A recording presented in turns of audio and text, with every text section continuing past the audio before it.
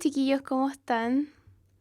Necesito que me confirmen en el chat si me ven bien y si me escuchan bien. Como se habrán dado cuenta, estoy nuevamente haciéndoles clase. La profe Igna, por temas laborales, no va a poder volver a integrarse con nosotros. Así es que vamos a seguir juntos por lo que queda de año. ¿Todo ok? Todo ok. Bacán. Ya, chiquillos, la clase de hoy es el régimen militar. Pero como es tradición, estoy como muy cerca. Ahí. Ya. Entonces, vamos a partir. Como es tradición, vamos a partir con un repaso de la clase anterior. Recuerden que estas preguntas son fáciles. Dudo que se topen con una pregunta así en la PSU de verdad, porque lo que hacemos es rememorar lo que vimos la clase pasada. Así que, pregunta 1. ¿Por qué la Revolución Cubana transformó las relaciones de Estados Unidos, o debería decir, entre Estados Unidos y Latinoamérica? 1. Porque el socialismo pasó a ser una opción política viable en el continente. 2. Porque alteró las zonas de influencia de las potencias durante la Guerra Fría. Y 3. Porque motivó la creación de movimientos insurgentes y guerrillas en otros países. ¿Cuál creen que es la alternativa correcta? Hola a todos. Recuerden que esto se ve con un poco de desfase, así es que no estamos exactamente en tiempo real. O sea, sí, pero unos segundos de desfase. Ya, dicen que es la E. Sí, la alternativa correcta es la E. ¿Por qué? Punto 1. Porque el socialismo pasó a ser una opción política viable en el continente. Sí, es verdad. Con el triunfo de la Revolución Cubana, el socialismo deja de ser una amenaza como lejana, de Europa Oriental, sino que se establece en Latinoamérica y pasa a ser una amenaza real para Estados Unidos. 2. Porque alteró las zonas de influencia de las potencias durante la Guerra Fría. Es verdad. Por primera vez, la URSS irrumpe en el escenario latinoamericano, cosa que quizás no estaba prevista. Igual yo creo que la Revolución Cubana fue bastante sorpresiva en el escenario internacional. Entonces, claro, altera las zonas de influencia porque, acuérdense, como leímos en la clase pasada, geopolíticamente hablando, Cuba y Latinoamérica en general pertenecían por motivos obvios a la zona de influencia de Estados Unidos y no de la URSS. Y alternativa 3, porque motivó la creación de movimientos insurgentes y guerrillas en otros países verdadera, lo vimos la clase pasada, movimientos de guerrilla en Centroamérica, movimientos insurgentes en Sudamérica, por lo tanto, la alternativa correcta es la E. Vamos con la siguiente. 2. ¿Cuáles fueron algunas de las medidas tomadas por Estados Unidos en Latinoamérica? 1. La Alianza por el Progreso. 2. El Plan Marshall. 3. La Doctrina de Seguridad Nacional. ¿Cuál creen que es la alternativa correcta?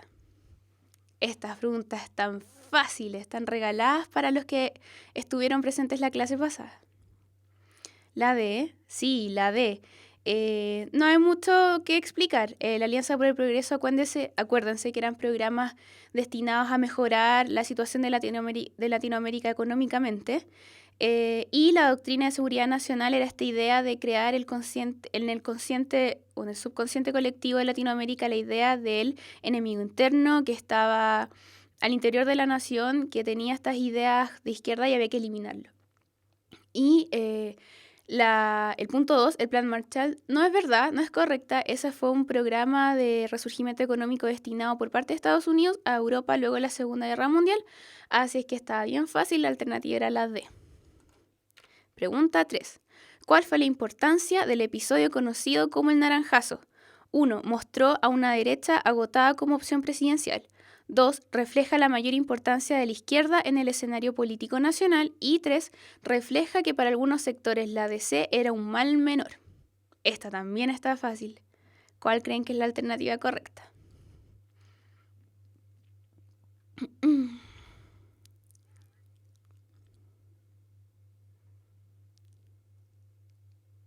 ¿No se acuerdan? No veo ninguna respuesta en el chat. Ya les doy un segundo más para que no se acuerdan del naranjazo. La opción correcta es la alternativa E. Acuérdense que el naranjazo fue... no, D, tampoco. La alternativa correcta es la E. ¿Por qué?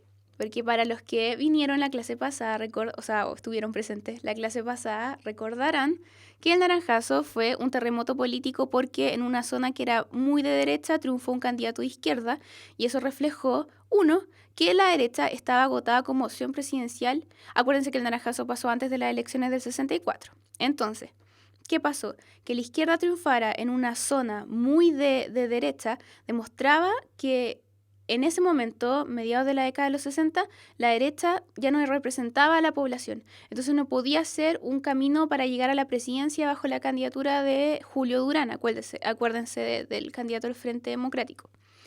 Entonces, claro, refleja que la derecha estaba agotada y que no representaba a la población en una época súper revolucionaria, que se buscaban cambios radicales a la estructura social del país.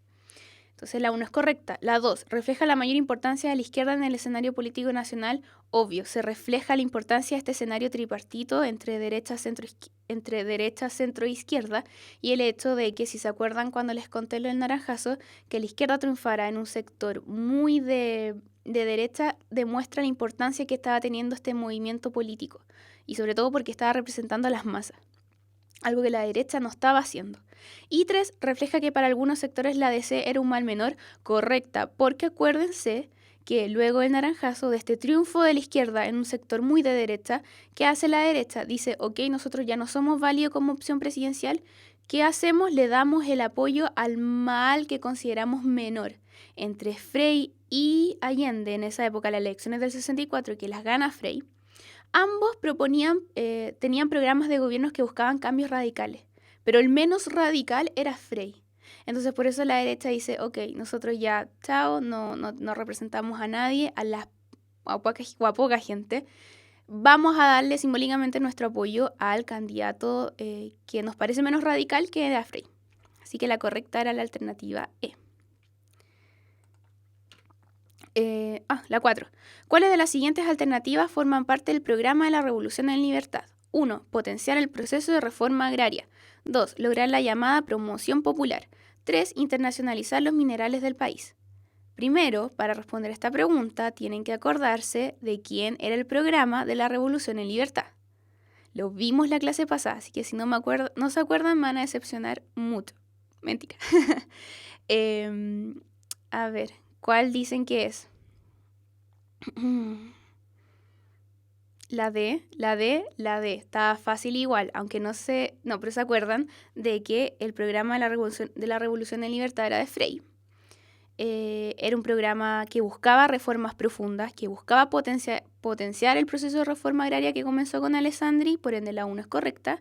Es un programa que buscaba lograr la llamada promoción popular, esto de incentivar el poder de las comunidades locales de pobladores para que ellos mismos pudieran en el fondo solucionar sus problemas cotidianos. Y la 3 es incorrecta, porque en el gobierno de Frei se chileniza el cobre y no se busca lo contrario, que es internacionalizar los minerales. Así es que la alternativa correcta es la D. Bien. Por último, ¿qué buscaba conseguir la reforma agraria en... ¡Ay, está súper mal redactada! ¿Qué buscaba conseguir la reforma agraria durante los gobiernos de Frei y Allende? Está mal redactada, perdón. Se las leo de nuevo bien. Que buscaba conseguir la reforma agraria durante los gobiernos de Frei y Allende. Recuerden que en la clase pasada vimos que la reforma agraria fue un proceso transversal a los gobiernos de Alessandri, de Frei y de Allende. Sin embargo, este proceso, que era el mismo proceso, que buscaba en general lo mismo, tenía características diferentes de acuerdo a los gobiernos en los cuales se impulsara. Sobre todo entre los 3 presidentes que les nombré. Entonces, ¿cuál es la alternativa correcta? Como dicen en el chat, es la E, no la D, la E. Las 3 son correctas. ¿Por qué? Aumentar la productividad agraria, obvio, era correcta. O sea, obvio que sí. Se buscaba aumentar la producción agraria, que estaba bien abandonado el agro. No había inversión, no había capital. Se buscaba revertir esa situación. 2, cambiar la estructura de tenencias de tierra, sí, porque como lo vimos la clase pasada, muchas veces había un señor terrateniente que tenía mucha tierra, pero que no lograba trabajarla completa por sí. Entonces, una mejor repartición de la tierra está en directa relación con un aumento de la productividad y que se trabajen efectivamente todas las tierras. Y la alternativa 3, finalizar con el inquilinaje verdadero. El inquilinaje era una situación social que era absolutamente atemporal. No se podía hablar de mediados del siglo XX y todavía hablar de inquilinaje de personas que no trabajaran por un sueldo, sino que trabajaban por comida, por techo. Eso ya no estaba acorde a los tiempos. Entonces la alternativa correcta es la E, 1, 2 y 3. Sí, la D también. No, la E. La E es la correcta. Ya, chiquillos, vamos a partir con la clase de hoy. Primero, antes de partir la clase de hoy, es necesario recordar, tal como lo mencionamos la clase pasada, que estos son temas complicados, el régimen militar y el golpe de Estado es un acontecimiento histórico que, si bien pasó hace como 40 años, nos sigue afectando en el día de hoy, aunque no nos demos cuenta. Cómo funciona la realidad de nuestro país hoy en día está en directa proporción con lo que pasó durante los 17 años de dictadura militar. Entonces, una materia en la cual hay que tener cuidado con los juicios de valor. Los profes tratan de pasar la materia de la manera más objetiva posible. Acá no es la idea juzgar o condenar o decir esto eran los buenos, esto eran los malos, pero la idea es que ustedes mismos realicen esos juicios, que ustedes mismos desarrollen esa conciencia analítica de decir, ok, esto pasó, esta es mi opinión. La idea es que ustedes se formen una opinión informada de lo que sucedió, que, bueno, no siempre se da así. Para eso estudiamos historia en el fondo, para tener una opinión bien formada, bien formada, y esa es la idea, estudiar el pasado para entendernos a nosotros mismos hoy. Y por eso es importante esta materia que estamos viendo ayer, hoy día, la clase pasada, esta clase. Así es que eso, hay que tener cuidado, hay que tener precaución, pero es algo que, a pesar de que sea algo que todavía afecte las sensibilidades de muchas personas, hay que saber. Así que vamos a partir. La clase de hoy vamos a ver, primero, el contexto de dictaduras militares en el resto de Latinoamérica, cómo se inserta la dictadura de Pinochet en un contexto global. No es que esto haya pasado solo acá en Chile, hay que insertar lo que nos sucede en un contexto más macro, más amplio, y así comprender mejor una serie de procesos históricos que influyen en lo que sucede o en lo que sucedió en esa época. También vamos a ver las diferentes visiones sobre el origen de la crisis institucional. Hay gente que dice que esto fue un problema más bien político, otros que fue un problema más bien social, económico, etc. Vamos a ver el tema de la violación de los derechos humanos, la supresión del Estado de Derecho. Y vemos cómo también se articula el gobierno de Pinochet con la Constitución de 1980 y la implementación de la economía neoliberal. ¿Cuál es el objetivo de la clase? Analizar el origen y características de la dictadura militar en Chile. Partamos. Bueno, como lo vimos la clase pasada, no lo vimos la clase pasada. Bueno, como recordarán, Latinoamérica se insertaba dentro del contexto más macro, que era la Guerra Fría, en el cual, como sí vimos la clase pasada, el mundo estaba virtualmente repartido entre capitalistas y socialistas, entre la influencia de Estados Unidos y de la Unión Soviética. En 1960, a partir de la década del 60, en Latinoamérica se comenzaron a producir una serie de golpes de Estado en el continente, los cuales determinaron la instalación de una serie de dictaduras militares en América del Sur. O sea que Pinochet no era el único, hubieron más. Estos golpes militares, en su gran mayoría, fueron apoyados e incluso sustentados económicamente por Estados Unidos. O sea, hay una intervención real. Se va a gastar dinero, energías, qué sé yo. Hay una intervención de facto por parte de Estados Unidos en las políticas internas de los países de Latinoamérica. Este apoyo que entrega Estados Unidos se articuló de diferentes maneras, y los recursos monetarios estuvieron destinados básicamente a operaciones de sabotaje político y de propaganda política contra las tendencias de izquierda en el continente.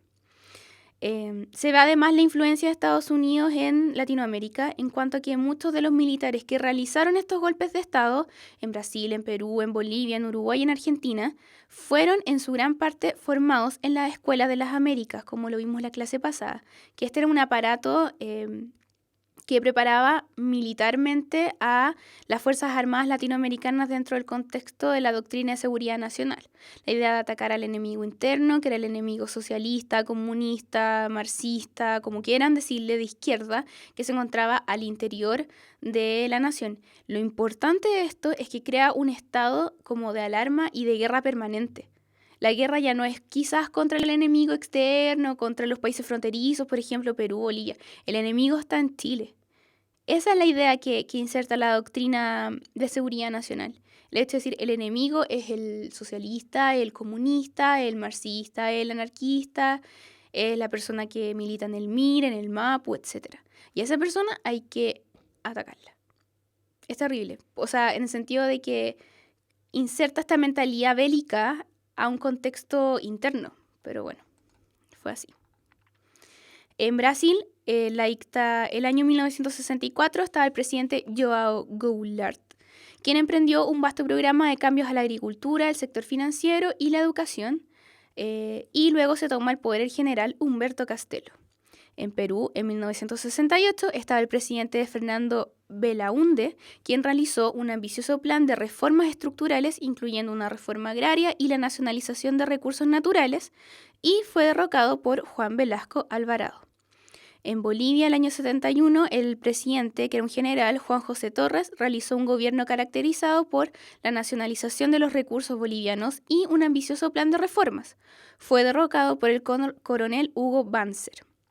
En Uruguay, el año 73, fue una época en la cual los militares habían adquirido gran relevancia en el país y luego de una serie de dificultades entre las Fuerzas Armadas y el presidente, las Fuerzas Armadas se toman el poder y en el fondo desarrollan una dictadura.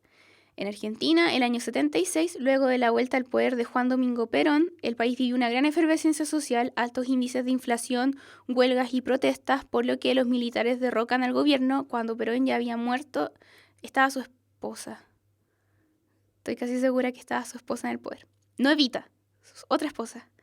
Y los militares realizan un golpe de Estado y se toma el poder Jorge Videla. ¿Qué es lo que hay en el fondo?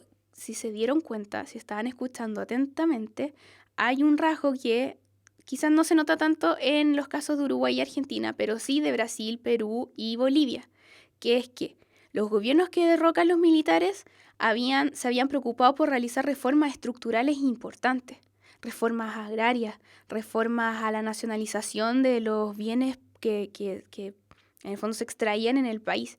Entonces los militares como que los golpes militares sofocan este camino más bien progresivo de cambios a la sociedad a través de reformas estructurales importantes. Eso es lo que tienen en común también con Chile. Entonces vemos cómo no es que, o sea, sí Chile tiene una serie de rasgos que lo hacen característico, pero no es tan característico si se piensa desde este punto de vista. O sea, en Brasil, en Perú, en Bolivia, como lo acabo de decir, también los presidentes de la época se preocuparon por realizar reformas estructurales importantes, reforma agraria, nacionalizar los bienes naturales.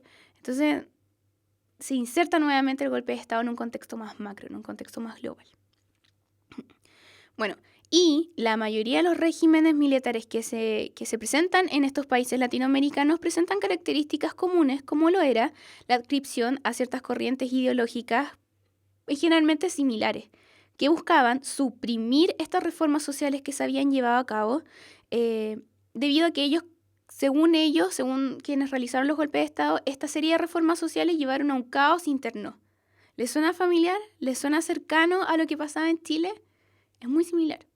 Era necesario, según estos partidarios a los golpes de Estado, eliminar cualquier tipo de oposición al orden público. Oposición se refieren a esta idea del enemigo interno que vimos recién con la doctrina de seguridad nacional.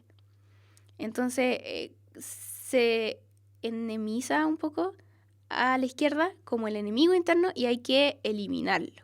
O sea, ¿pensaban que eso pasaba solo en Chile? No. Entre las características comunes de estos gobiernos se encuentra la supresión del Estado de Derecho, que ya vamos a ver más adelante más en detalle qué significa que se acabe el Estado de Derecho. Se prohibieron los partidos políticos y cualquier forma de participación democrática, se censuraron los medios de comunicación y se usó la violencia política y la violación a los derechos humanos. ¿Les suena familiar? Todo eso sirve también a modo de introducción de lo que vamos a ver después en Chile. O sea, que lo que pasó en Chile tuvo características importantes que solo se dieron en Chile, pero también se insertan en un contexto global en que lo mismo pasó en Argentina, en Brasil, en Bolivia, Uruguay, etc. Además, además sentaron el modelo neoliberal en la economía nacional. O sea, como dicen en el chat, todo calza. Todo calza. No pasó solo en Chile. El régimen militar se inserta en un contexto global de dictaduras en Latinoamérica que buscaban básicamente lo mismo: reprimir todos los cambios sociales que hicieron los mandatarios anteriores y articular este nuevo Estado de acuerdo a los principios del neoliberalismo, de acuerdo a esta como de considerar como enemigos a los partidarios de la izquierda política, la violación de los derechos humanos, el uso de la violencia, la censura de los medios de comunicación, etc. Ahora vamos a ver. Ahora vimos el contexto global, Latinoamérica en general, y comprendimos que lo que sucede en Chile se encuentra dentro de un contexto más macro. Ahora tenemos que ver lo que pasó en nuestro país. Como yo le dije en la última clase, vimos un poco el gobierno de Allende, el 73, este caos político, este caos económico, y que en el fondo terminan con el golpe del 73. Ahora tenemos que entender por qué pasó esto. Y lo interesante es que, a ver, ¿cómo decirlo? Cada historiador, la labor del historiador es rememorar los hechos que ocurrieron en el pasado, pero no simplemente escribir el 11 de septiembre del 73 hubo un golpe de Estado, punto. No, lo que hace el historiador es analizar por qué pasó el golpe de Estado y cuáles fueron las consecuencias del golpe de Estado. En ese sentido, muchos historiadores piensan de manera diversa entre sí. Si bien para algunos historiadores existieron ciertos motivos al golpe de Estado, para otros existieron otros motivos para el golpe de Estado, para que se desarrollara este golpe de Estado. Y eso es lo que vamos a ver ahora, que hay distintos factores que inciden en la instauración del gobierno militar, pero cada historiador realiza su análisis enfatizándose en ciertos factores. Y en ese sentido es súper importante en temas como este no considerar la versión de una persona como la verdad absoluta. Por eso uno puede, al momento de leer un libro de historia, darse cuenta que hay historiadores de tendencia marxista, de tendencia más conservadora, de derecha, etc. Porque hacen su análisis desde su punto de vista y inevitablemente reflejan su propia opinión, que son todas válidas. No hay una opinión que sea como verdadera o no. Eso es lo interesante y eso es lo difícil también. Entonces, en este sentido, vamos a ver cómo distintos historiadores analizan distintos factores como el motivo para el golpe de Estado. Me preguntan en el chat, pronunciamiento militar versus golpe militar, los conceptos a utilizar van a depender de, inevitablemente, la opinión de cada persona.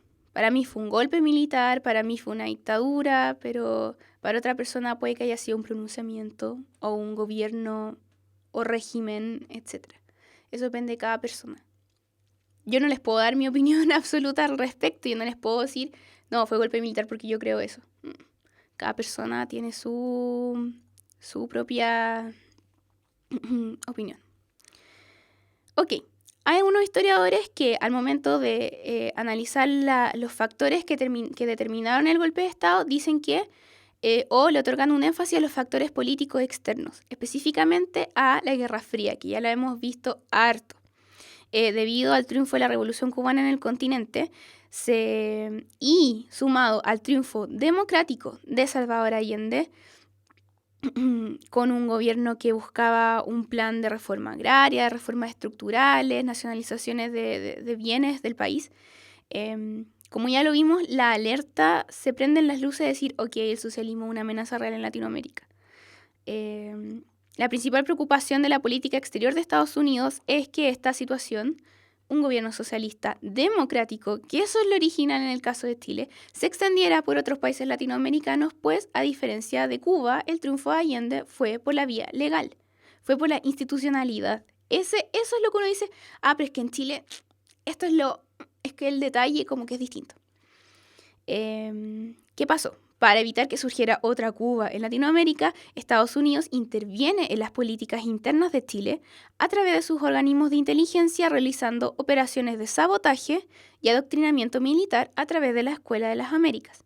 Y además utiliza recursos financieros para apoyar la propaganda anticomunista en el país a través de la prensa y de los partidos opositores al gobierno.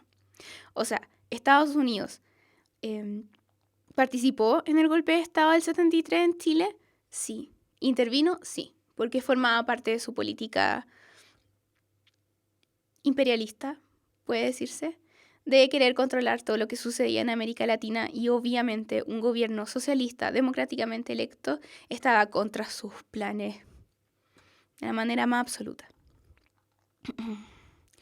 Entonces, claro, hay algunos historiadores que dicen, ok, el golpe de Estado se debe básicamente a este contexto de Guerra Fría, contexto internacional. Hay otros historiadores que le dan más énfasis a los factores de la política interna del país. Decir, ok, ¿qué estaba sucediendo a nivel político en Chile? Para algunos, el detonante de la crisis fue el agotamiento del sistema político electoral chileno. ¿Por qué determinan que el sistema electoral chileno estaba agotado?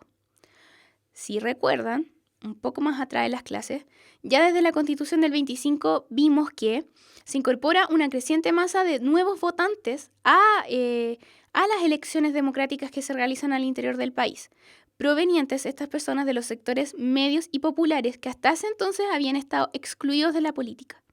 Ahora ya no era necesario para poder votar, creo que era saber leer y escribir y tener como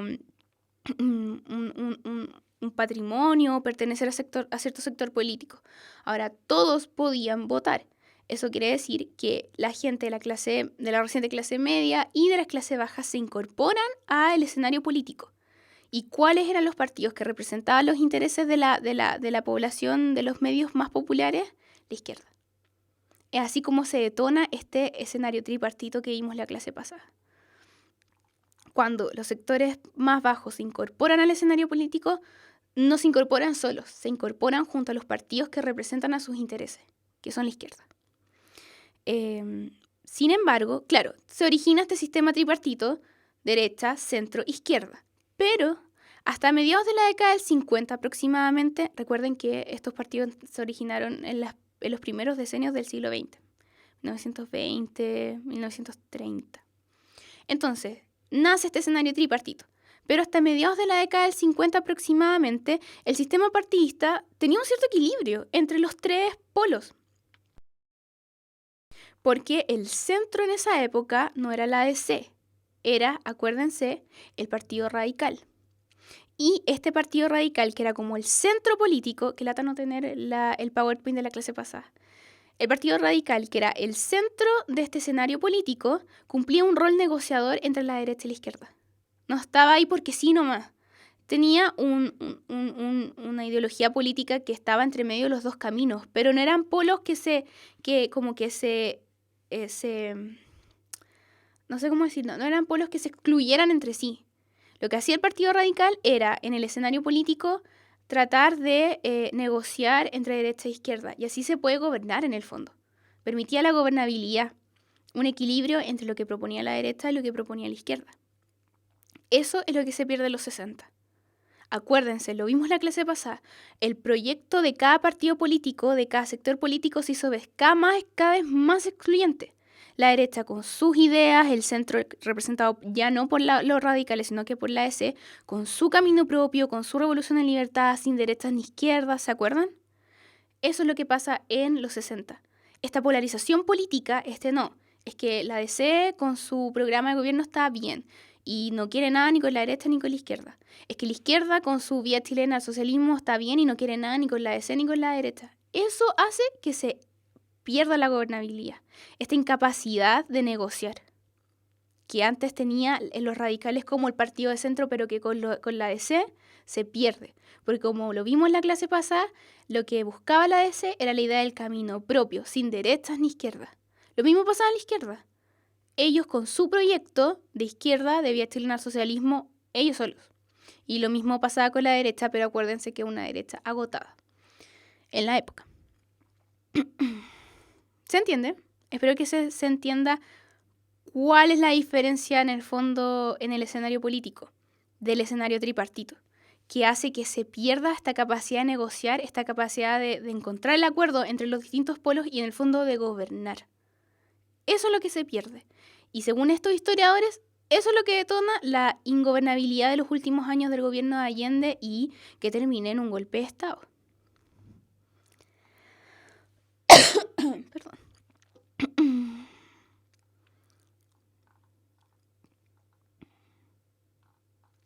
Ya. ¿Todo claro? Bacán. Entonces vimos que para algunos historiadores el motivo del golpe de Estado fue el contexto de Guerra Fría Internacional.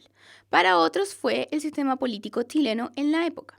Pero para otros el motivo del golpe de Estado fue los fenómenos sociales que se estaban viviendo en el Chile de la época. Recuerden que siempre cuando se piensa en los 60, tanto en Chile como en el resto del mundo, es una época súper revolucionaria de cambios estructurales muy fuertes. Y Chile no era la excepción. Desde la década del 60, la sociedad chilena está viviendo una serie de transformaciones sociales súper fuertes.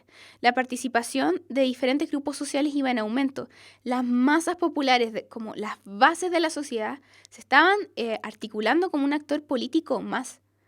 Antes, acuérdense cuando veíamos, no sé, la República Parlamentaria, la República Conservadora. Era la oligarquía la que hacía política. Ahora no. Ahora las clases altas obviamente van a seguir haciendo política, pero las clases medias también, representada básicamente por el centro que es la DC, y las clases bajas también. Entonces se complejiza el escenario político mucho más, porque el escenario social también es complejo. Entonces, diferentes grupos sociales van participando en el escenario político y especialmente aquellos grupos que antes habían sido marginados de la vida nacional, como los campesinos, reforma agraria, los pobladores, ahora son actores principales. Y eso remueve todo el escenario social.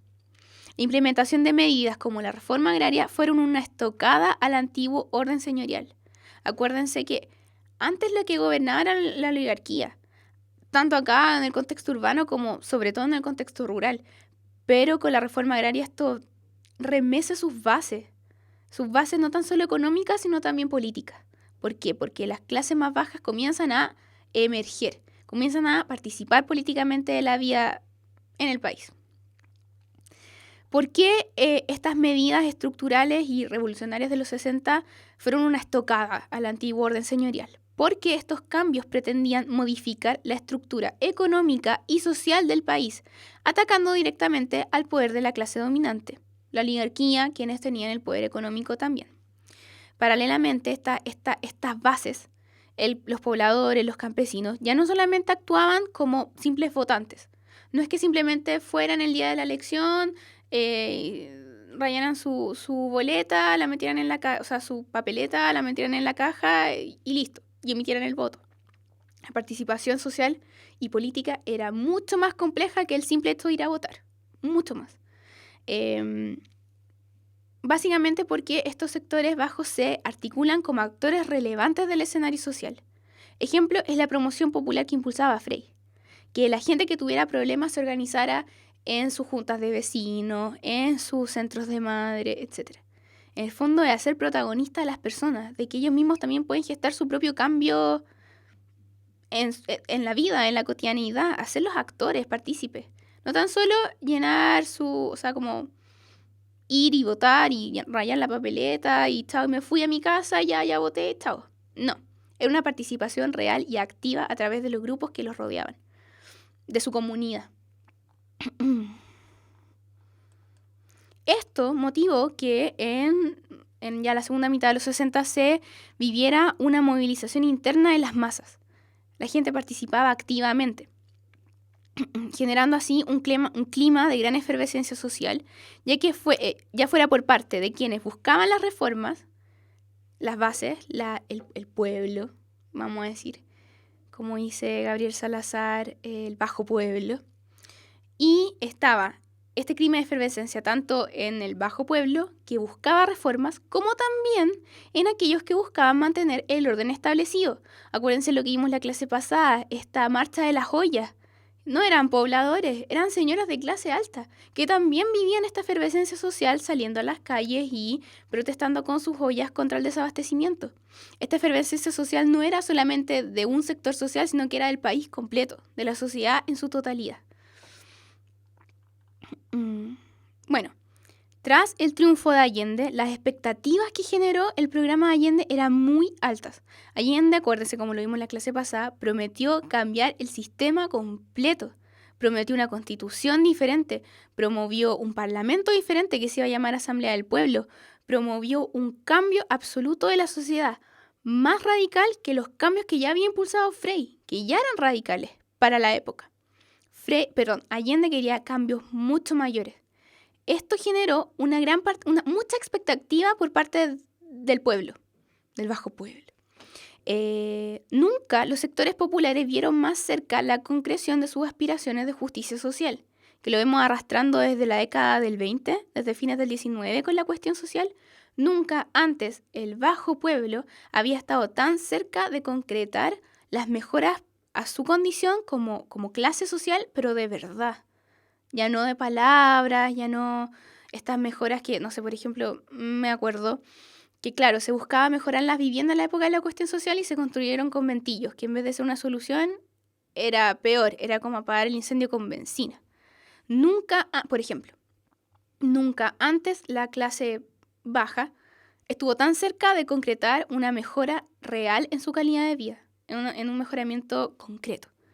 Esto en el fondo fue muy difícil. O sea, esto en el fondo es lo que explica esta efervescencia social por parte de la gente, que es la gran mayoría de la población.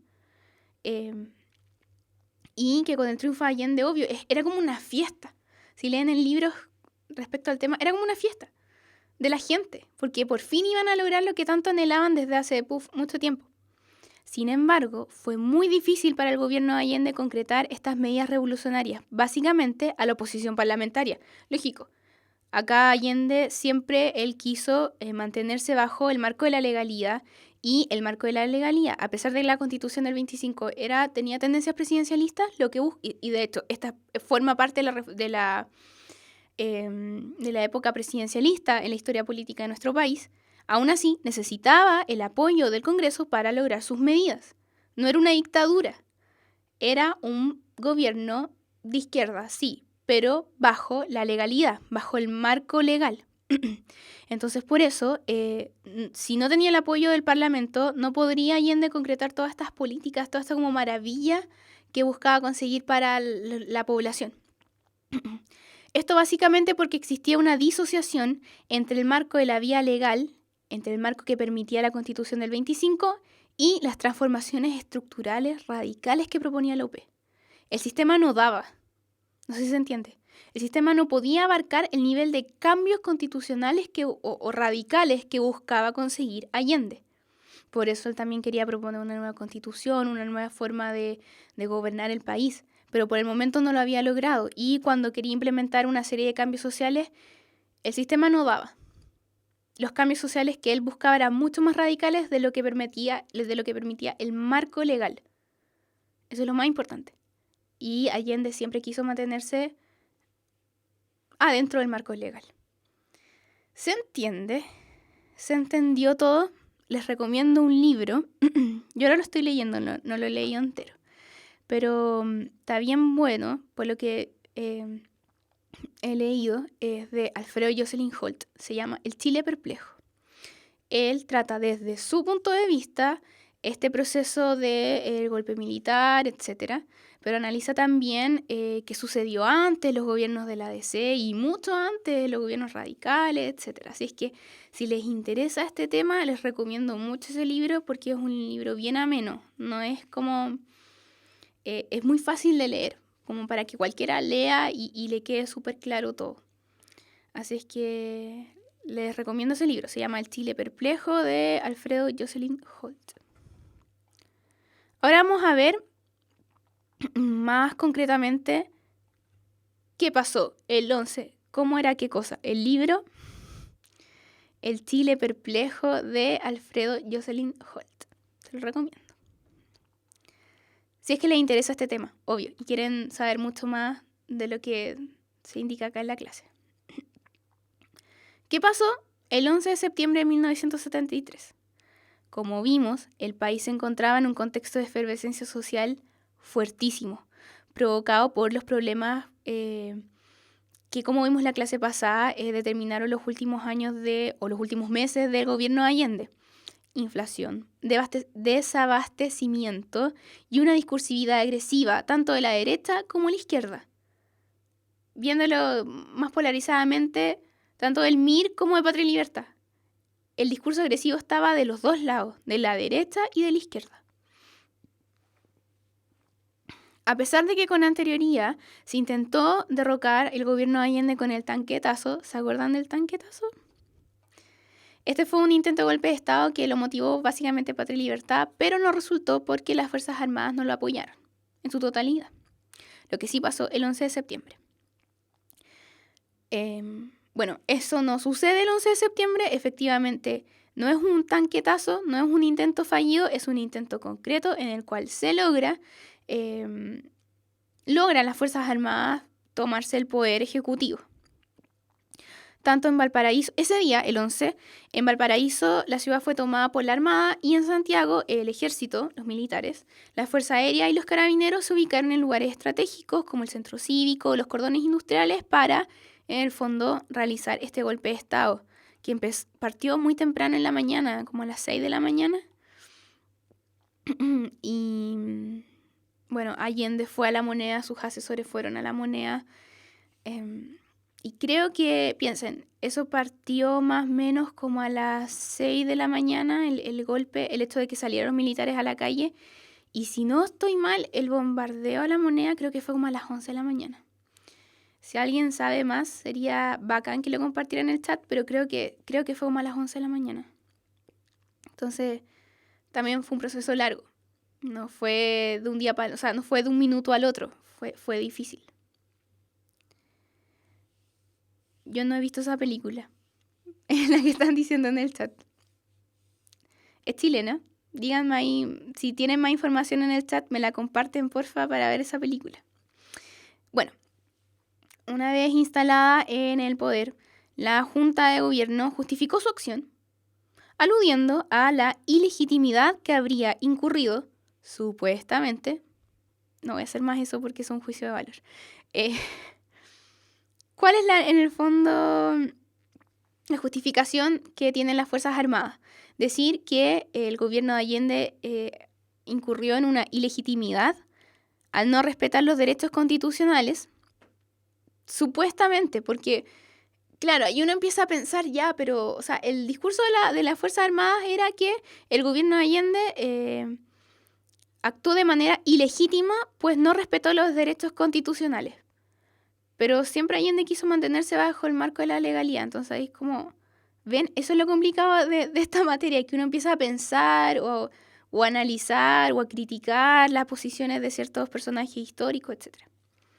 Lo que sí es cierto es que en la época había un ambiente de caos, y sí lo había. Y ese también fue un justificativo por parte de las Fuerzas Armadas al momento de tomarse el poder. Según las Fuerzas Armadas, y cito textual, estas Fuerzas Armadas depusieron un gobierno supuestamente ilegítimo, inmoral y no representativo del sentir nacional. Es opinión de ustedes si están de acuerdo o no. Es opinión de cada persona. Así es que, bueno, eso es lo que dicen ellos. Cada uno puede sacar sus propias conclusiones. La Junta de Gobierno, la recién instalada Junta de Gobierno, voy a buscar esa película.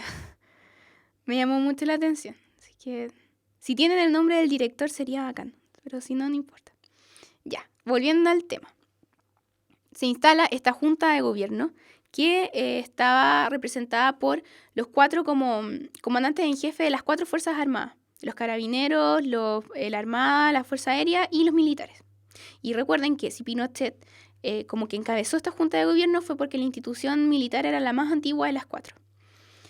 La Junta adoptó una serie de medidas destinadas a evitar cualquier reacción frente al derrocamiento de Allende, cualquier acción de los partidarios de Allende, de la izquierda.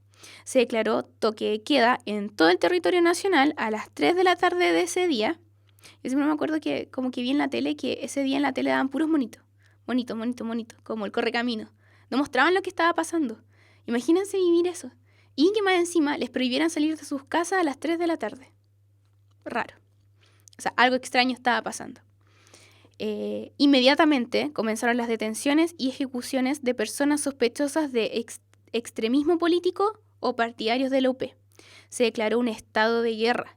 Acuérdense, la idea del enemigo interno, doctrina de seguridad nacional, se llegó a ese punto de decretarse un estado de guerra al interior de la nación.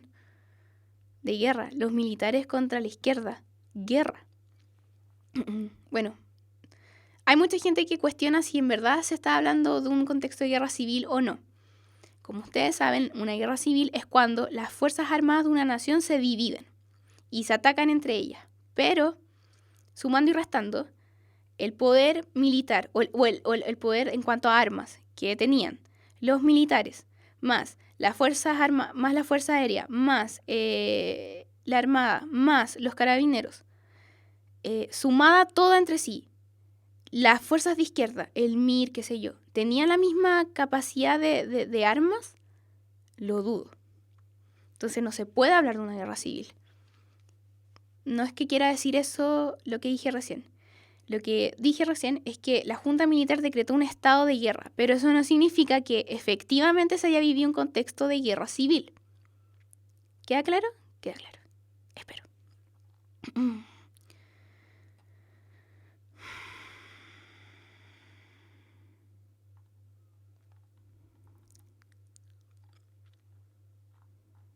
Bueno, la Junta de Gobierno decreta un estado de guerra. Todas las actividades políticas son suspendidas, las sesiones del Congreso Nacional son clausuradas, clausuran el Congreso, clausuran el poder legislativo. Sí, el poder legislativo, clausuran el Parlamento. Y los partidos políticos son erradicados. Además, todos, la ADC, los radicales, la izquierda en general, el PC, el PS. Además, se inició la persecución de sus dirigentes, militantes y simpatizantes de estos partidos que no pertenecían a las fuerzas que apoyaban el golpe. La mayoría de los medios de comunicación fueron clausurados o censurados. El canal de TV nacional, TVN, perteneciente al Estado, fue intervenido. Ese debe ser el canal que yo les decía que daban puro monito, el correcamino nomás. La prensa escrita también fue allanada y muchas de sus instalaciones fueron destruidas. Muchos diarios fueron cerrados, como el Clarín, y luego se permitió que algunos diarios siguieran publicando, como el Mercurio, pero eran porque eran diarios políticamente afines a el golpe de Estado. También, se creó la Oficina de Censura de Prensa. Ese nivel. Los allanamientos fueron masivos en poblaciones, centros de trabajo y en universidades. En Machuca está clarísimo. Cuando pasa el golpe de Estado y el niño va... No quiero decir lo que pasa si es que no han visto la película, pero los que la vieron ya saben lo que pasa al final de Machuca. Está clarísimo que los militares llegan a las poblaciones y buscan a todo aquel que consideren como partidario de la izquierda y eso pasó. También pasó en centros de trabajo y en universidades. Supongo yo que sobre todo en la Universidad de Chile o la USACH, que en esa época no se llamaba USACH, pero se llamaba Universidad de Artes y Oficios, creo. Muchos de sus estudiantes, académicos y funcionarios fueron detenidos, lo mismo que muchos trabajadores. Adicionalmente, se instó a la población a denunciar a quienes se consideraban como extremistas o pretendieran paralizar las actividades normales. Normales entre comillas, porque un golpe de Estado no es una actividad normal. Todas estas acciones produjeron un gran número de detenidos al tiro, los que fueron conducidos a los recientemente creados centros de detención, el Estadio Nacional y el Estadio Chile, que ahora se llama Estadio Víctor Jara. ¿Todo bien hasta el momento? Todo bien.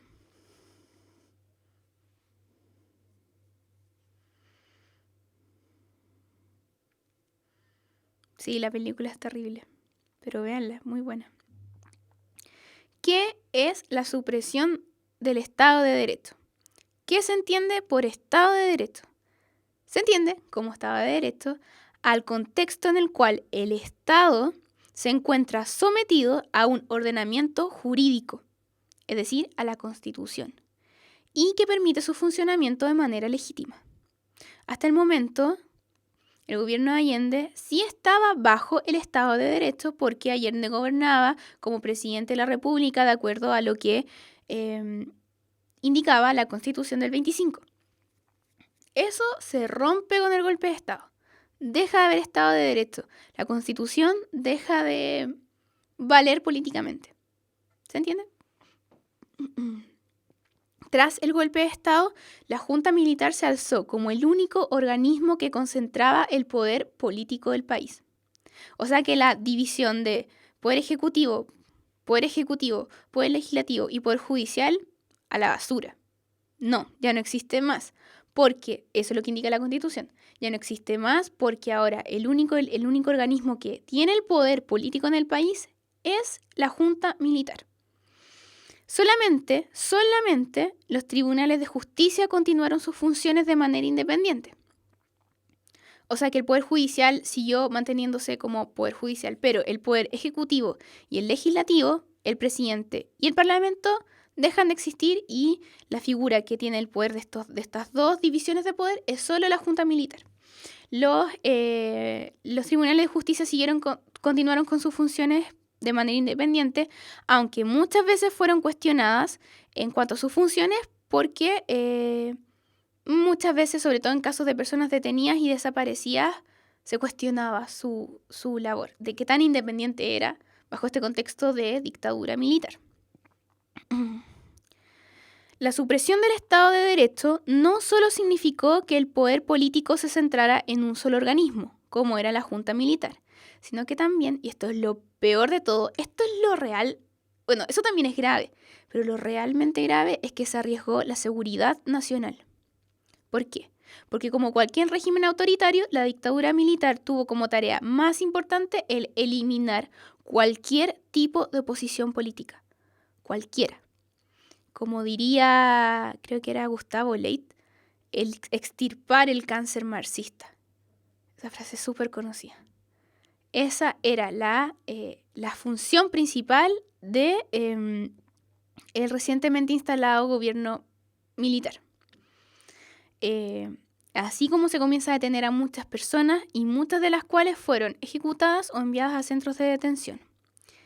¿Por qué esto se inserta en el contexto del Estado de Derecho? Porque como ya no hay una autoridad más, ya no hay nadie más por encima de la Junta Militar. Esa es la autoridad absoluta. No hay nadie más por encima de ellos. Se arriesga la seguridad nacional porque esta persecución y represión se hizo sistemática, por lo que el poder sin contrapeso de la Junta Militar llevó a que muchos funcionarios del Estado cometieran arbitrariedades, abusos, crímenes en contra de ciudadanos chilenos. ¿Se entiende por qué se inserta esto bajo el problema del Estado de Derecho? Creo que no cambié de... Ahí sí. ¿Todo claro?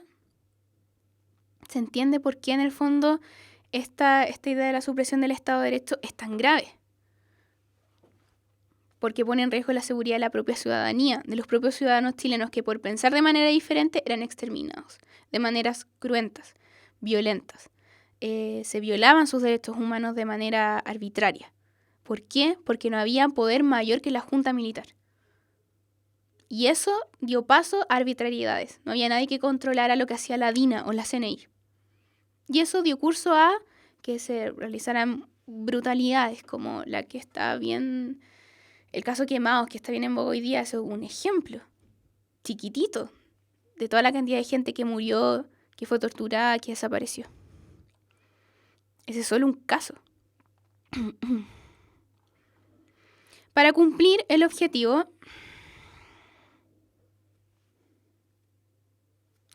de eliminar a cualquier tipo de oposición al gobierno, nacieron una serie de organismos que funcionaron bajo el alero de las Fuerzas Armadas, siendo encargados de esta lucha antisubversiva. El enemigo interno, la izquierda, cualquier opositor al gobierno, se veía como el enemigo y había que enfrentarlo. Y todo esto en concordancia con lo que señalaba la doctrina de seguridad nacional. Y el funcionamiento de estos organismos, de la DINA y la CNI, su funcionamiento se justificó debido a que en la época se consideraba, seguía estando esta idea del estado de guerra permanente que vimos recién. El enemigo interno estaba muy, muy latente. Obviamente porque a la Junta de Gobierno ese era su foco. Por eso estaba tan latente esta idea del enemigo interno que había que atacarlo, de estas fuerzas antisubversivas. Así, el énfasis en estos organismos eran las actividades de inteligencia, aunque también se realizaron mecanismos de tortura y desaparición de personas. La organización más importante fue la DINA, que significa Dirección de Inteligencia Nacional, creada el 74, al otro año del golpe, y que dependía directamente de la Junta de Gobierno y de Pinochet. Esta fue dirigida por Manuel Contreras, que también hace poco salió en las noticias, y tenía la facultad, la DINA, de realizar allanamientos y detenciones, torturando y ejecutando a cientos de supuestos enemigos del gobierno, llevando a la práctica el denominado terrorismo de Estado. Este concepto es súper importante. La idea del terrorismo de Estado es que crímenes contra la humanidad, como la violación de los derechos humanos, eran perpetuados por agentes del Estado. ¿Quedó claro? Esa es la idea del concepto y que es súper potente. Es súper terrible. Bueno, así es que el terrorismo de Estado que se dio en esta época a través de organizaciones como la DINA, en el fondo lo que representan es que crímenes atroces contra la humanidad y violaciones de los derechos humanos son perpetuados por agentes del Estado. Luego la DINA fue reemplazada por la CNI, la Central Nacional de Inteligencia. Los dos primeros como centros de detención fueron el Estadio Chile y el Estado Nacional. El Estado Nacional fue el más grande. Luego se habilitaron campamentos de prisioneros en zonas aisladas y extremas del país, como en Pisagua o en Isla Dawson. Yo no he visto esa película, Isla Dawson. Si ustedes la vieron, comenten. Y si es buena también, para verla. También se crearon centros de interrogación y tortura, como Villa Grimaldi y Londres 38. Si tienen la oportunidad de andar por el centro de Santiago, cerca de la calle San Francisco, donde está la iglesia de San Francisco, está este como barrio bien antiguo, la calle París, la calle Londres. Y pueden ir a Londres 38 y se van a encontrar que hoy día ese centro de detención es como un centro cultural, chiquitito. Y si ustedes se fijan, en el suelo hay como adoquines. Y entre medio de los adoquines hay como unas plaquitas chiquititas de personas que fueron detenidas y torturadas en Londres 38. Así que si les interesa el tema, pueden ir la próxima vez que anden por el centro y ven en el suelo en Londres 38, van a ver estas plaquitas. En estos centros de interrogación y tortura se realizaban actos de violencia física y psicológica. Los más terribles eran ataques con electricidad, trataban de ahogar a las personas, muchas mujeres fueron abusadas sexualmente. Y entre las acciones más importantes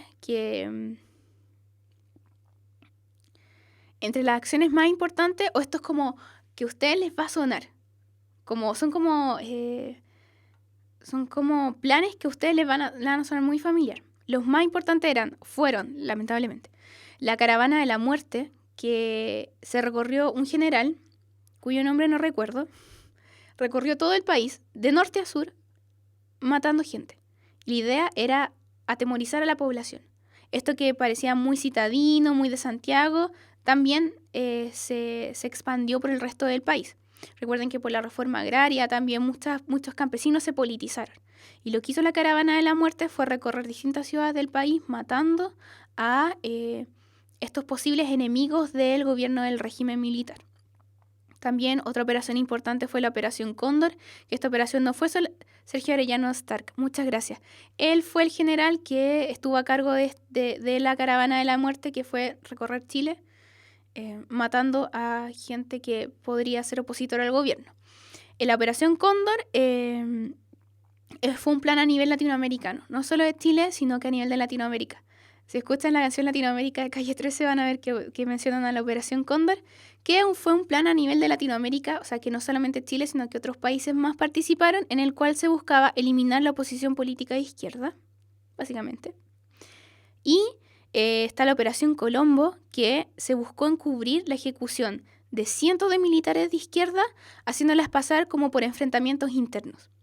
O sea que muchas personas militantes de izquierda fueron asesinados, cientos de ellos, pero la información que salió a la luz a través de la prensa manejada por la Junta Militar no fue que gente de la Junta Militares los mataron, sino que se mataron entre ellos a través de conflictos internos. Que era mentira, se supone. Tras el golpe de Estado, la comunidad internacional... ¿Dónde está ese museo? El museo Londres 38, el que yo les decía, está en la calle Londres, que está cerca de la Alameda, como a la altura de la Plaza San Francisco, de la Iglesia San Francisco. El otro, el Museo de la Memoria, que yo nunca he ido. Dicen que es bueno. Vayan, yo voy a ir. Pero Londres 38 está en el centro, como por Metro Universidad de Chile. Ya. Tras el golpe de Estado, la comunidad internacional continúa interesada en nuestro país. Antes, el extranjero estaba interesado en Chile porque por primera vez en la historia de la humanidad un presidente socialista había salido triunfante en unas elecciones democráticas. Pero ahora, los ojos del mundo estaban puestos en Chile ya no por esta revolución en libertad, por esta revolución democrática, por esta vía chilena al socialismo de Allende. Ahora, Chile estaba en la mira del mundo por las numerosas violaciones a los derechos humanos perpetrados por la Junta Militar. Y se desplegaron una serie de campañas solidarias desde el extranjero. Al interior del país, una de las instituciones más importantes al momento de defender los derechos humanos fue la Iglesia. Primero a través del Comité de Cooperación por la Paz en Chile, que se llamó Comité Pro Paz, que tenía como misión presentar asistencia legal y social a las víctimas de las violaciones a los derechos humanos y a sus familias. Luego, esta institución cambia de nombre y se pasa a denominar como la Vicaría de la Solidaridad, que en el fondo le prestaba asistencia legal a todas aquellas víctimas y a sus familias de detenciones o violaciones a los derechos humanos. Esto se ha visto en varias series, en Los Archivos del Cardenal, yo no la vi, pero en los 80, cuando estaban persiguiendo a la hija de la familia y de hecho torturan como a Juan Herrera, ahí se ve que ellos van a la Vicaría de la Solidaridad y piden ayuda. Ya, chiquillos, son las 8:02, nos vamos a ir un break cortito. Nos vemos a las 8:06. 8:06, 8:07, más o menos, nos vemos de vuelta en este pequeño break. Así que para terminar con la clase.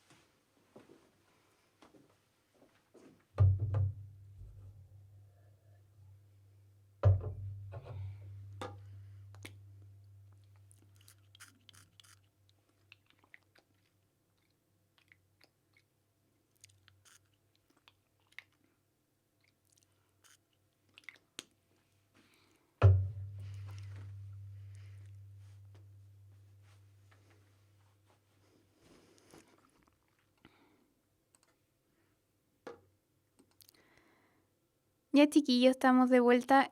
¿Quedó alguna duda respecto a la materia anterior? Hablen ahora o callen para siempre. Igual es una materia densa en la cual uno muchas veces puede caer en los juicios de valor porque son temas súper complicados. Así que hay que tratar de pasar la materia de la manera más objetiva posible, etcétera. ¿Ninguna duda? ¿Quedó todo claro? Bienvenidos los que se están incorporando recién. Pueden ver después la clase completa en YouTube y todas las clases que se han hecho este año. Así es que...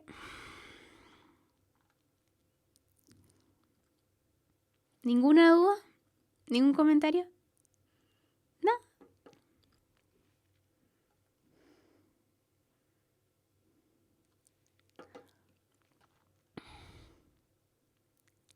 Ya. A pesar de... Bueno, ahora vamos a ver cuáles fueron las políticas económicas del gobierno militar.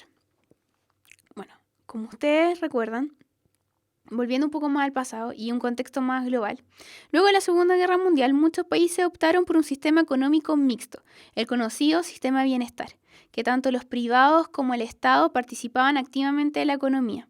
Sin embargo, ya en la época habían algunos economistas que presentaban un programa de regulación de la economía completamente distinto. Este fue el programa de la economía neoliberal, en la cual estaba basado en la libertad absoluta del mercado y que la función del Estado fuera solo reguladora, no un participante más en ese sentido. Esto es lo que se conoce como economía neoliberal, la cual se comenzó a instaurar en Chile desde que se instaló en nuestro país el gobierno militar. Una vez que se instala la Junta en el poder, estos militares, que no tenían muy bien claro qué política económica iban a seguir, como que en ese sentido los militares se enfocaron en derrocar a Allende, en sacarlo del poder, pero no tenían muy claro qué iban a hacer una vez que llegaran al poder, sobre todo en materia económica. No es que tuvieran completamente definido cuáles iban a ser los programas de gobierno, etc. Entonces, cuando ellos llegan al poder, le encargan a una serie de economistas chilenos que se habían formado en la Universidad de Chicago que pensaran un nuevo sistema económico para el país. Su programa de estos chiquillos que se denominaron los Chicago Boys, su programa se basó en la desregulación de la economía, la liberalización y una apertura del mercado nacional hacia el mercado exterior y un rol subsidiario del Estado en la economía. O sea, liberar la economía interna, que el mercado se controlara como solo, esta idea de la mano invisible de Adam Smith, como que el mercado es tan sabio en sí que puede controlarse solo y el Estado, entre menos se metiera en los asuntos económicos, mejor. Para realizar este proyecto económico fue necesario realizar una serie de reformas estructurales en diversas áreas, como el sistema financiero, la educación, la salud, la previsión, etc., para que también a nivel de instituciones estas estuvieran acorde a el modelo económico del neoliberalismo. Y así como surge la AFP, etc., que lo vamos a ver ahora en detalle. En un comienzo, este fue un programa de privatización económica. Recuerden que en la época de Allende muchas empresas se estatizaron. La idea es que estas volvieran a manos de privados y la reestructuración de empresas estatales, es decir, que a pesar de que se buscaban privatizar las empresas, igual iban a existir algunas que funcionaran dependiendo del Estado, pero que funcionaran como empresa privada, como administrativamente hablando, fueran igual que una empresa privada, aunque estuvieran bajo el control del Estado. También se realizó un fuerte ajuste fiscal a través del control de gasto público y la realización de una reforma tributaria. Además, como les decía recién, aquellas empresas que siguieron bajo el control del Estado debieron reestructurarse administrativamente dentro de las lógicas del sector privado. Un ejemplo es TVN, que es un ejemplo que ahora está que es muy fácil de entender. Que TVN uno dice es el canal del Estado, pero como el financiamiento de TVN se lo tiene que conseguir como TVN solo. Por eso ahora está en crisis por las turcas. No sé si me explico, pero TVN es una empresa del Estado, pero administrativamente hablando funciona como una empresa privada. Entonces, si le va mal en el rating, va a tener menos inversión. ¿Se entiende? Quizás sea un ejemplo como burdo, pero esa es la idea en el fondo.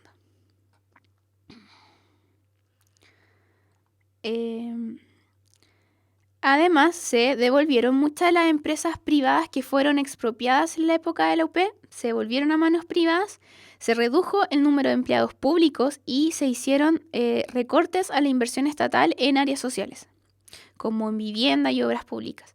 Es decir, que el Estado empezó a poner menos plata a obras que beneficiaran a todas las personas, como, sobre todo a las personas más pobres, como la vivienda y las obras públicas.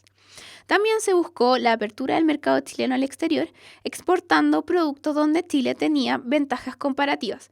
¿Qué es una ventaja comparativa? Creo.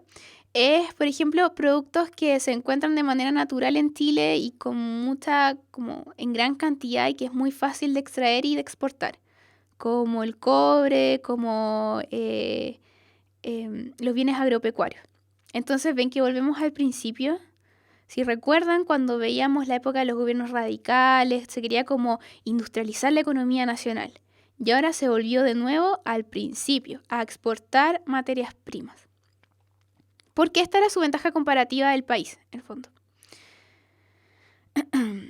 En 1980 se transformó el sistema de pensiones, buscando una mayor eficiencia del sistema, las cuales comenzaron a ser administradas de manera privada a través de las AFP.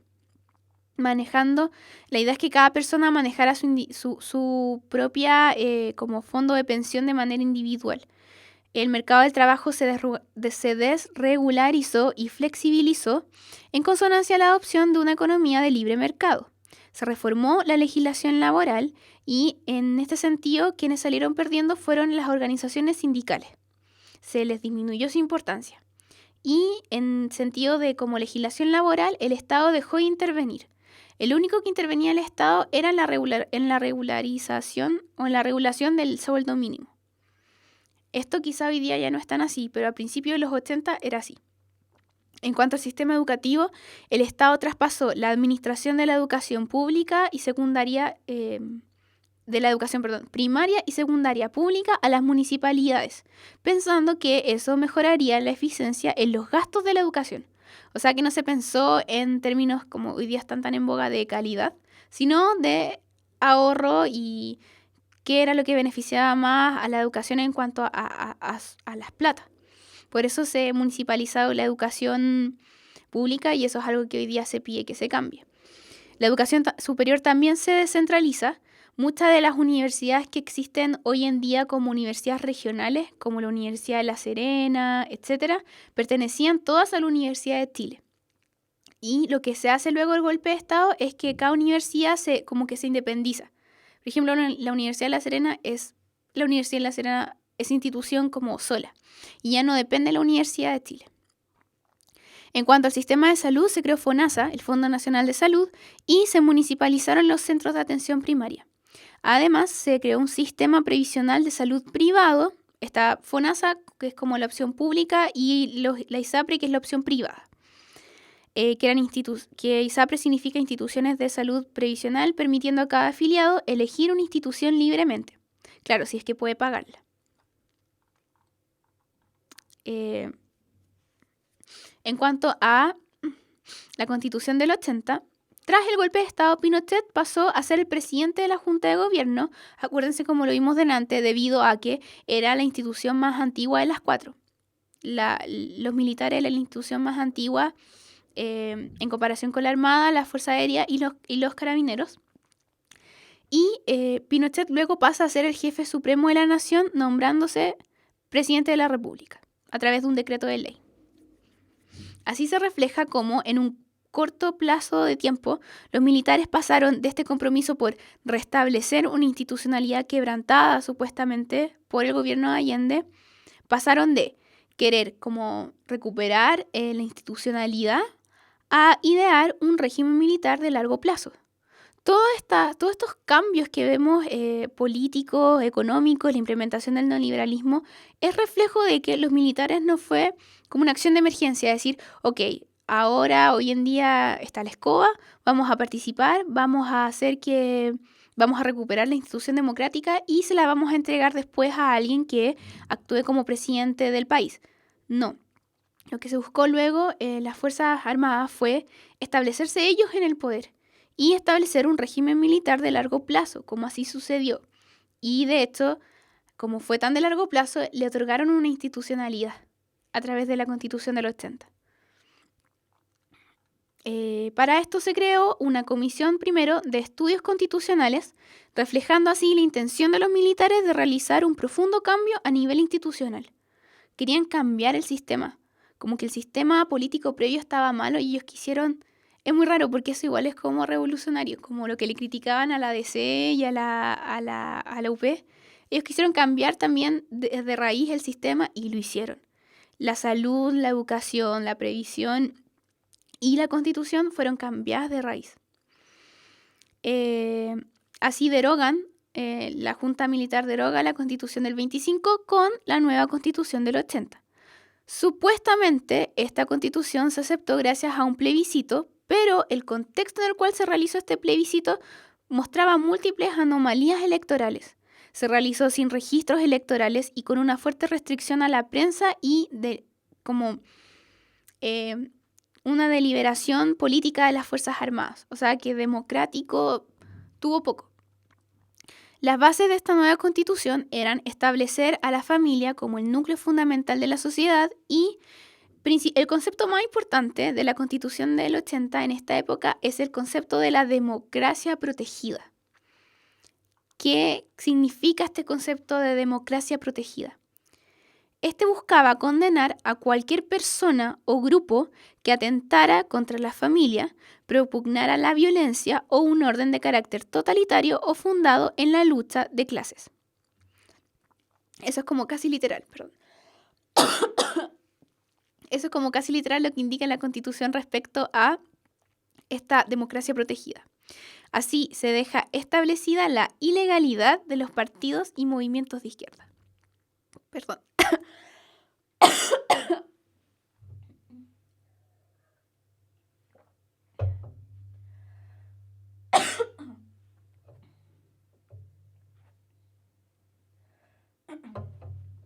Y ahora sí, estoy un poquito resfriada todavía. Entonces, ¿qué logró esta democracia protegida? Declarar como ilegal a los partidos y movimientos de izquierda, en especial al Partido Comunista. Esta constitución fue de carácter autoritario y con un fuerte sesgo presidencialista, es decir, que la figura del presidente tenía una gran cantidad de poder. Es decir, el presidente era elegido por una... O sea, es decir, que el presidente tenía grandes atribuciones. El presidente de ahora en adelante iba a ser elegido con una mayoría absoluta. Esa es la mayoría del 50% más uno que no ocurrió con Allende. Y eso se demostró en el fondo en la poca aprobación que él tenía. Perdón. Lo siento, pero todavía estoy medio gripa.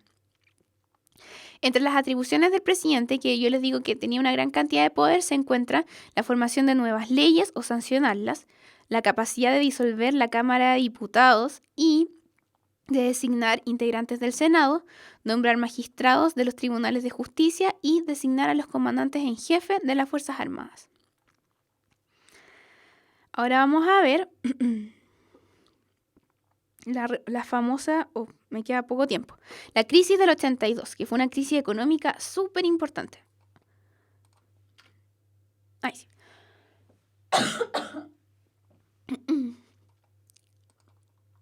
Bueno, como vimos delante, luego del golpe de Estado, los militares implementan la política del neoliberalismo económico al país.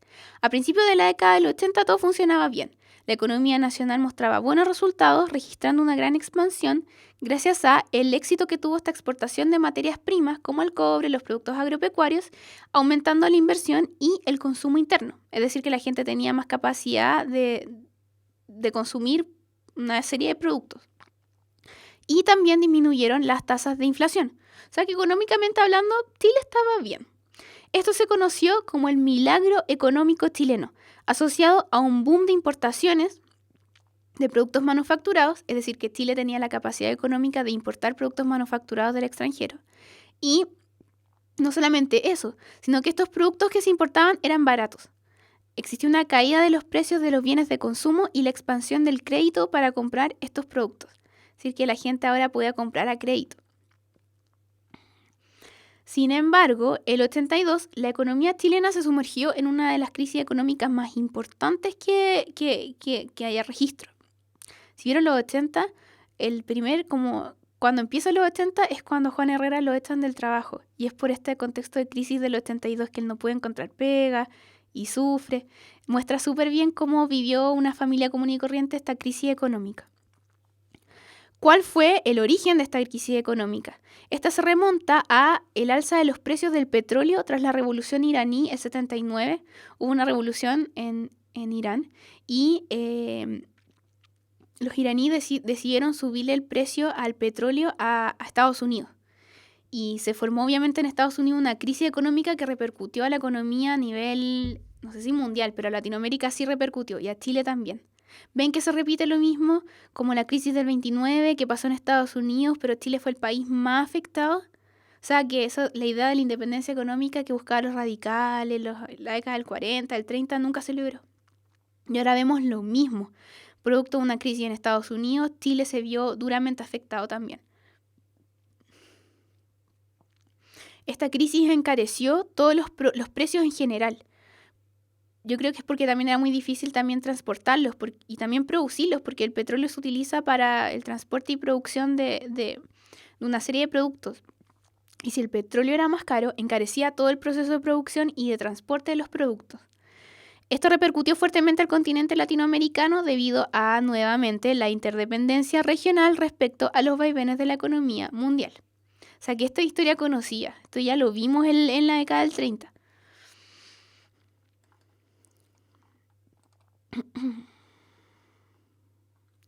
El alza en las tasas de interés y la disminución de los créditos internacionales encarecieron las importaciones de productos y aumentaron la deuda externa.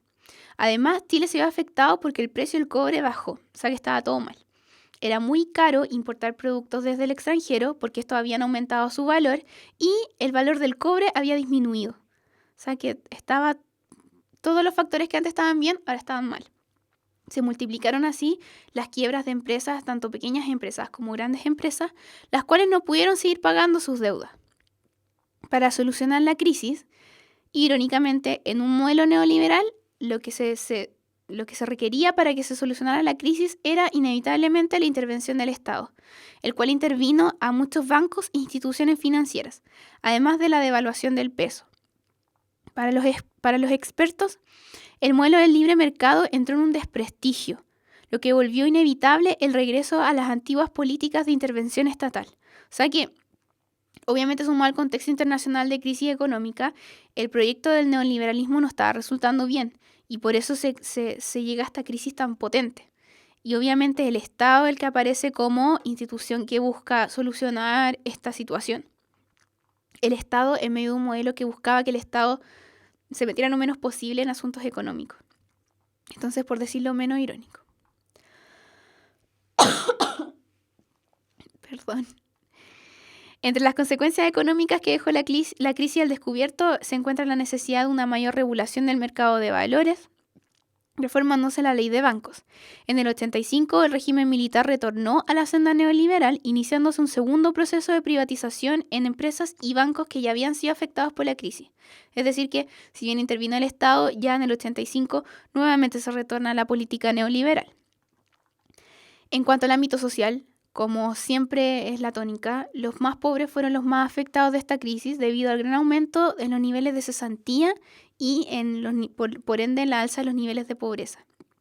Políticamente, y esto es súper importante, la crisis permitió que se abrieran los espacios para que los grupos opositores retornaran a su actividad política.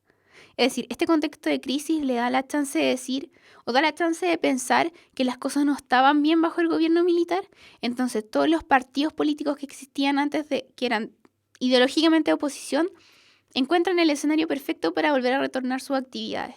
Porque se supone que Luego del golpe de Estado, las cosas junto a la Junta de Gobierno iban a ir bien, supuestamente, pero estábamos pasando por una aguda crisis económica, entonces un contexto de decir, las cosas no están funcionando bien y eso es como el punto de partida para la actividad de oposición, para la actividad política de la oposición a Pinochet, que antes fue duramente reprimida. Se iniciaron las primeras negociaciones. Esto también es el origen de, si ven, han visto en la tele, lo que sé yo, o han escuchado, que en los 80 se produjo una ola de protestas sociales súper importante. Este también es como el punto de partida, es decir, la situación no está bien, hay que hacer algo, hay que mostrar la molestia frente a este sistema que no funciona. Y ese también es como el punto de inicio de estas protestas sociales de la época. También se realizaron incipientemente las primeras negociaciones entre Pinochet con los líderes de la oposición, de los partidos, por ejemplo, el ADC o los radicales, de ver qué iba a pasar en el fondo con la situación política del país. Pero estas negociaciones fracasan cuando los partidos de oposición le piden la renuncia inmediata a Pinochet. Él no está dispuesto a eso y por ende las negociaciones se cancelan. Como vamos a ver hasta fines de los 80.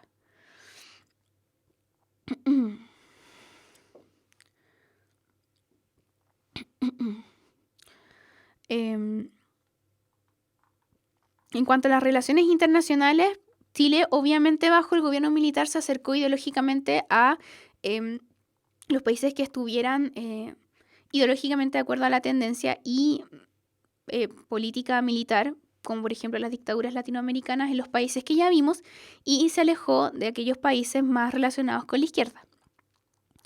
Se rompieron los vínculos diplomáticos con la URSS y con los países del bloque socialista. Y lo importante es que las relaciones con los organismos internacionales como la ONU fueron conflictivas debido a las denuncias contra el régimen de Pinochet, que estaba en el fondo violando los derechos humanos. Pero no obstante a esto, a esta crítica internacional, la inserción económica de Chile en el mundo fue en aumento. Es decir, que si bien se criticaba que Chile era un país dictatorial que violaba los derechos humanos, aún así Chile estaba muy inserto en la economía internacional. En este sentido, Estados Unidos y otras naciones se mostraban como ambivalentes, pues condenaban el actuar político de los militares, pero a la vez alababan su gestión económica. Y por último, vamos a ver muy resumidamente qué pasa con la oposición durante el gobierno del régimen militar. La crisis económica iniciada en el 82, como yo les dije, desató este descontento que durante tanto tiempo había estado incubado en muchos sectores de la sociedad. Tempranamente, las organizaciones de base poblacional, apoyadas por la Iglesia Católica, como vimos en la Vicaría de la Solidaridad, se organizaron y enfrentaron las consecuencias de estas reformas neoliberales. Una vez que se inició la crisis económica del 82, una oleada de protestas populares contra el gobierno, comenzaron en el fondo una oleada de protestas populares contra el gobierno, básicamente porque los sectores populares estaban muy empobrecidos producto de esta crisis. Se incrementó también el afán por parte de la oposición política a establecer un diálogo con el gobierno. ¿Qué pasó? Este contexto de crisis dio, como les dije, la chance de la oposición de que se volviera a organizar políticamente y lo que buscara era dialogar con el gobierno de la Junta Militar, de Pinochet. Recuerden que tras el golpe militar, los partidos políticos habían sido prohibidos. Sin embargo, a partir de los 80, los miembros de estos partidos políticos comenzaron un lento proceso de reorganización, cuyo objetivo era lograr volver a un sistema democrático. La DC tenía en este sentido una situación privilegiada, pues no sufrió la persecución que tuvieron los otros partidos, como el Partido Socialista o el Comunista. En este sentido, la figura de Patricio Aylwin y el ADC va a ser como el gran engranaje en este proceso de transición a la democracia. En cuanto al Partido Socialista, muchos de sus militantes salieron al exilio o a la clandestinidad o fueron apresados. Y al momento de reorganizar el partido surgieron dos facciones. Una que apoyaba este diálogo con el gobierno de Pinochet, que impulsaba la democracia cristiana, y otra facción que estaba más inclinada hacia la vía armada. En este sentido, el Partido Comunista también estaba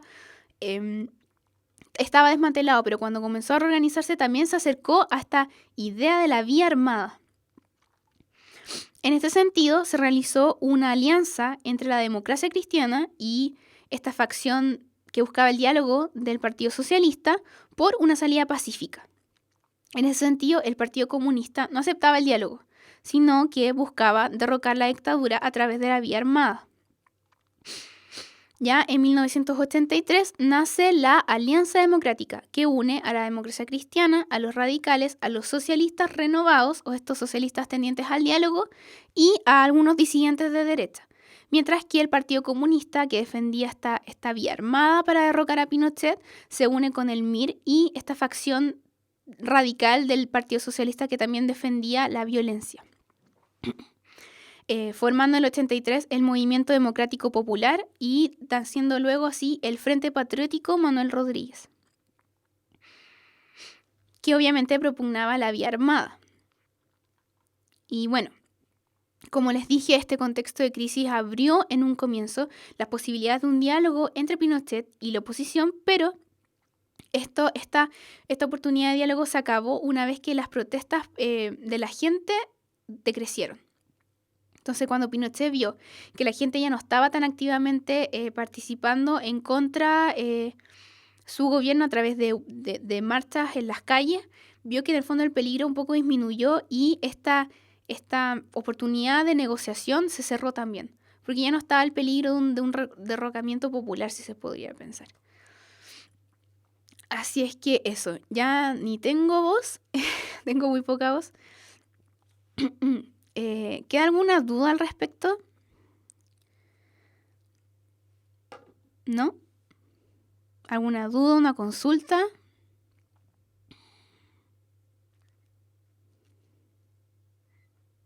¿Ninguna? Espero que les haya quedado todo claro en esta clase tan controversial. La próxima clase vamos a ver el proceso de transición de la dictadura a la democracia, así es que los espero el próximo lunes a la misma hora de siempre. Así que eso, chiquillos, nos vemos.